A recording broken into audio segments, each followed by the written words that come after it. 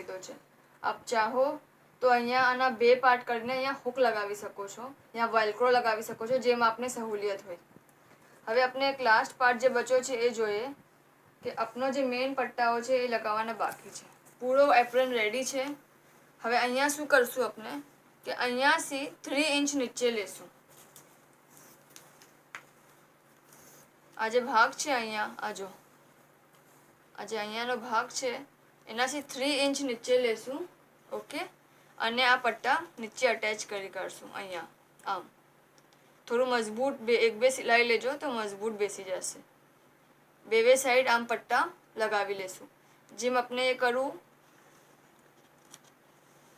ખિસ્સામાં પોકેટ્સ જેમ લગાવ્યા એમ જ આપણે કરીએ તાકે બંને પટ્ટા એક જ લાઈનમાં આવે.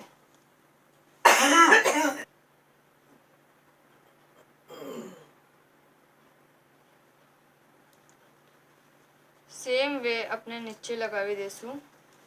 પહેલાં પિનઅપ કરી કાઢીએ તો આપણને ઇઝી પડે લગાવવાનો.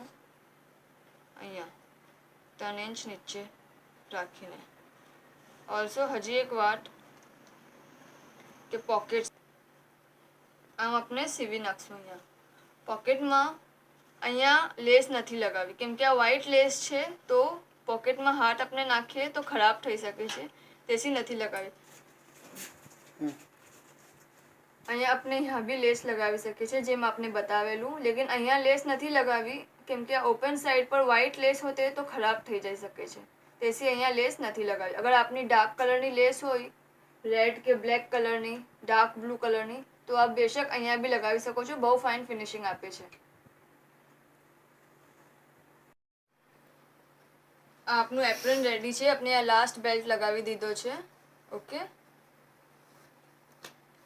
આપને આ વિડીયો પસંદ આવે તો જરૂર લાઈક અને શેર કરજો.